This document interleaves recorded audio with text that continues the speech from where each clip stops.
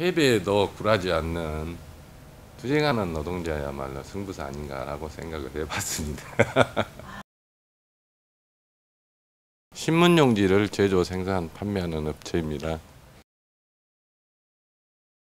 이 프로그램을 제작하기 위해서 노력하시는 분들 감사드리고요. 그리고 또 우리를 추천한 풍산 동지들 감사하게 생각하고요. 같이 정내우에 대한 부당성을 같이 투쟁을 연대해서 같이 투쟁하는데 사실 저희들 여의도 천막에 있을 때부터도 보도판을 선전물을 갖고 있었고 그래도 이제 제장님은 내오시는데 조합원은 안 와서 보트코리아 조합원은 언제쯤 올고 사실 기다렸는데 이번 정내우 연수회의에서 재정사업도 같이 했었고 또 조합원은 같이 못했지만은 이런 영상을 통해서 우리 보트 지혜의 조합원도 보고 싶고요. 뭐 듣기로는 6월달에 목포에서 행사했다는데 저희들 꼭 같이 연대를 하고 싶고요. 또 보고 싶습니다. 그리고 또 투쟁에 다 같이 승리했으면 합니다. 투쟁! 보고 싶어요! 고등회야 화이팅! 고맙습니다. 벌써 가슴이 찌릿하네요. 함께 여의도에 천막농성장 차리고 그 추운 겨울에 아침 저녁으로 선전전 열심히 하시더라고요. 저희들의 정리해고 관련해서 행정법원의 심판 결과가 저는 기각이었어요. 원고 청구 기각이었는데 우리 풍산 동지들은 전원 승소하셨더라고요. 축하 메시지를 보냈죠. 풍산의 그 전원 승소 소식을 듣고 전화를 주셨는데 풍산 지회장님도 전화를 하셨는데 두 분 다 오히려 저한테 미안하다는 말씀을 하시더라고요. 그래서 어찌나 저 가슴이 뭉클하지. 깜빡하면 그때 저는 울 뻔했습니다. 지금 부럽고요. 많이 부럽고요. 이렇게 여러 동지들이 같이 하는 게 정말 많이 부러웠었어요. 근데 또 승소까지 하시니까 더 부럽더라고요. 그 영상 편지 잘 봤고요. 계속 그런 좋은 일만 있어서 힘을 더 낼 수 있게끔 했으면 좋겠습니다.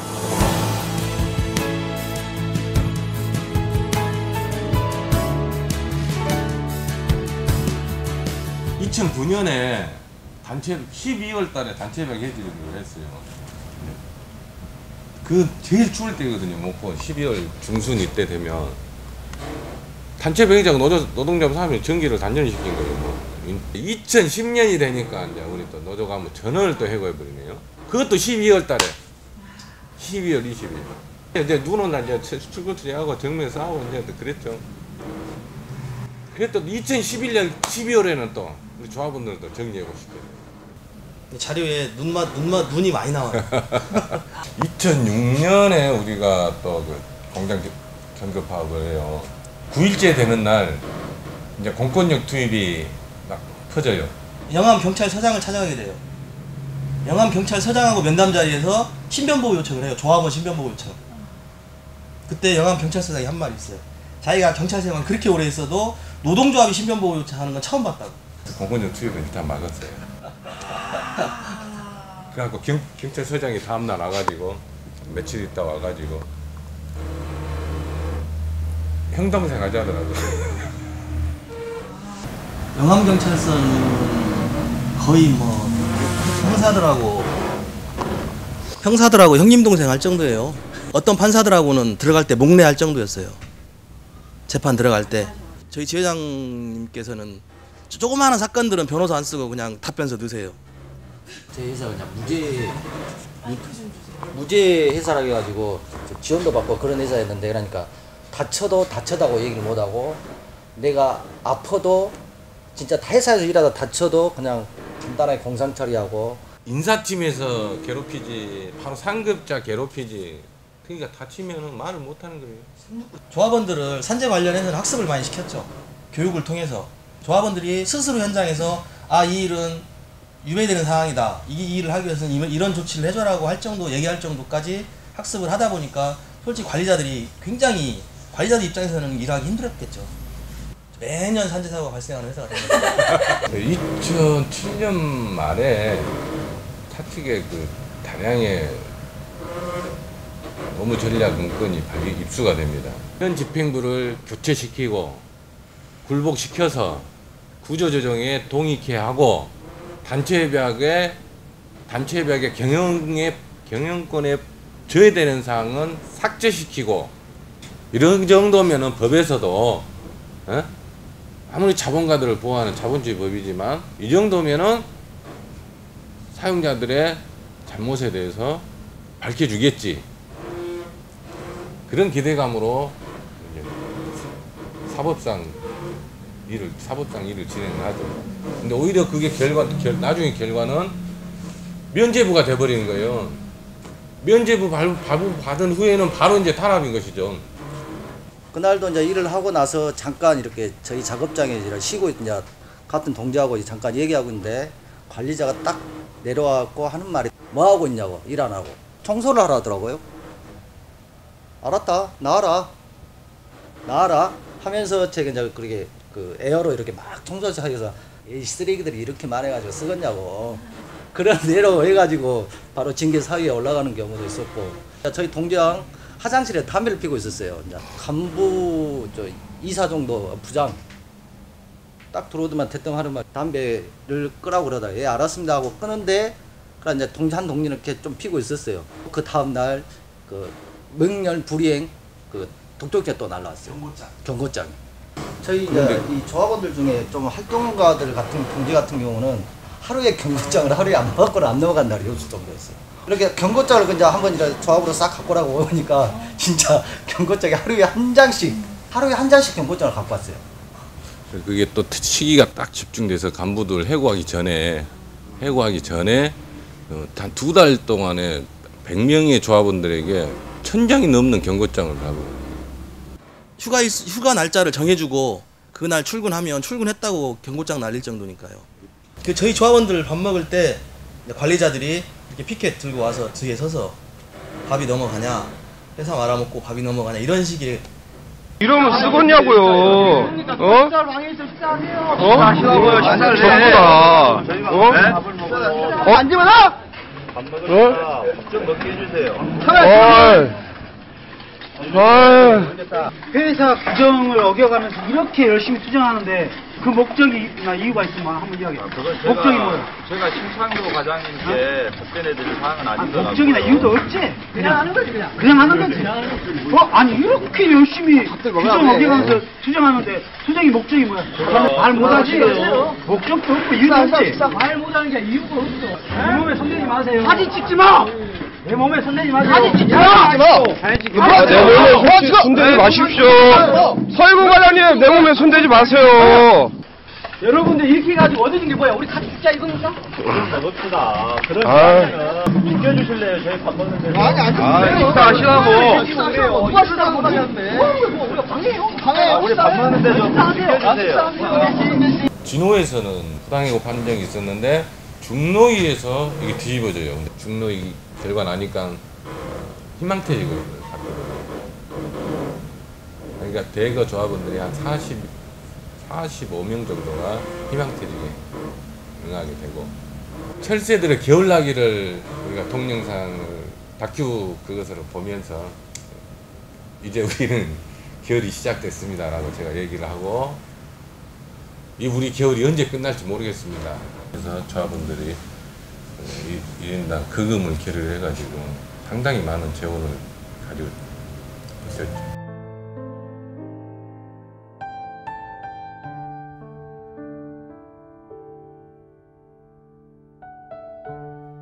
해고 사유는 너무 많습니다. 이게 주로 그게 무엇이냐? 사측이 주장하는 것은 이제 업무방해, 뭐 시설관리권 침해, 경영권 침해, 상사명령 불복종 등을 통해 말도 안 되는 사유들이죠. 엄밀하게 얘기하면 조합 활동으로 발생한 사안들이죠. 근데 좀 더 열심히 하라고 좀 더 줬어요. 열심히 하시라고. 뭐 직책수당 비슷한 것도 좀 주고 초과근로수당 비슷한 것도 좀 주고 그랬어요. 그래서 받은 만큼 일했을 뿐이에요. 많이 주니까 많이 했죠. 그냥 매년 노동법에 충실해서 노동 3권을 반드시 발의를 했었죠. 기본권을 꼭 확인하고 갔었습니다. 동지 중에 또 스스로 이렇게 목숨을 먼저 세상을 좀 버린 동지도 있었는데, 지난 날을 생각하면 제가 좀 시 가슴이 아픕니다. 감정이 막 흔들리고요. 제가 우울증 치료 상당 기간 좀 받았어요. 아직도 좀 감정의 기복이 좀 있어서 지난 날을 생각하면서 뭘 얘기하라 이러면 좀 자신이 없습니다. 저희가 불문율 아닌 불문율을 가지고 있는 게 뭐냐면, 막걸리 한 잔 먹을 때도 절대 이 시간 전에 얘기는 안 해요. 우리 투쟁했던 이야기들은 잘 꺼내지 않아요. 뭐 저 같은 경우도 운동 생활도 꽤 길게 해봤고, 아니 뭐 전화도 안 받았어요. 전화도. 저 같은 경우도 집에서 친구 생활을 거의 6개월 이상을 했거든요. 일용 일도 해봤고 심지어 택시 운전도 해봤어요. 제가 또 심지어는 무인 모텔 청소까지 해봤어요. 야간에 하기 때문에. 택시회사도 또 해고됐어요. 사실은 한 달 반 됐는데 어떻게 알았는지, 그렇게 훌륭한 일을 하시던 분이 어떻게 택시 운전하십니까? 저희들 배차 도저히 안 되겠습니다. 그런 그 모텔 청소일도 모텔 사장이 어느 날 갑자기 와가지고 이야기 차 한잔 하자더니 텔레비에서 봤습니다 하더라고요. 이 지역이 좁죠. 목포라는 것은 특히나. 지회장 농지가 이제 재정사업이라는 걸 한번 같이 해보자. 캐리어 에어컨하고 그다음에 캐리어 제습기, 그다음에 SK 핸드폰을 판매하고 있어요. 캐리어 본지에서 에어컨을 판매할 수 있는 코드를 승인받을 수 있도록 좀 압력을 가해가지고 사측이 공식적으로 판매할 수 있도록 해줘서 잘 될 것 같아요. 좀 협조요청하는 게 아직도 좀 쉽지 않아요. 그러니까 나는 좀 자격 미달인 것 같아요, 이 지회장으로서. 왜냐하면 해고된 조합원들 생계는 지회장은 무조건 책임져야 되는데, 우리가 말하기가 이렇게 힘드니 돈을 벌기 위한 것이 아니라 우리가 투쟁하고 살고, 그리고 우리 조직력 복원시켜내는 그 일환으로 하는 것이다. 후배가 있었는데 그 조합원이 희망퇴직을 했어요. 근데 다른 직종을 찾아가서 일을 하다가 사망을 했거든요. 바다에 추락해가지고. 우리 해고자들 다른 문제 더 발생하면 안 되지 않습니까?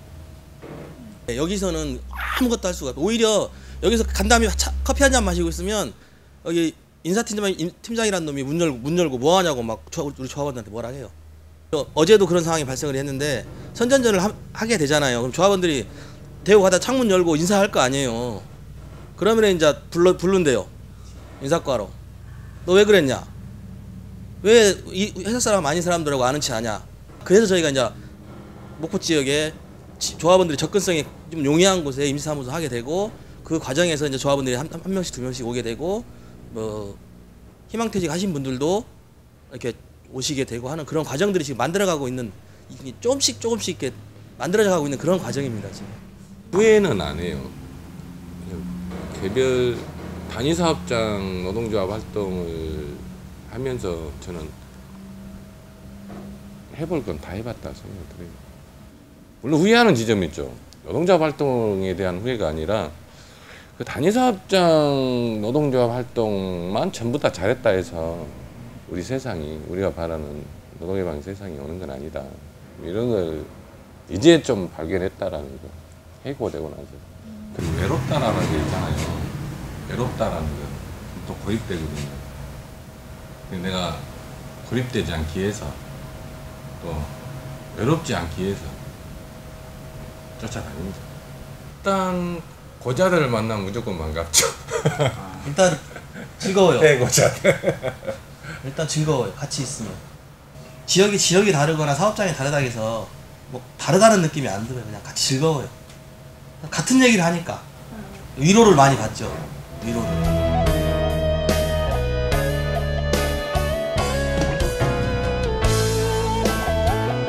추운 겨울에 이제 문화제를 시작을 했었는데 잠시 좀 중단돼 있었습니다.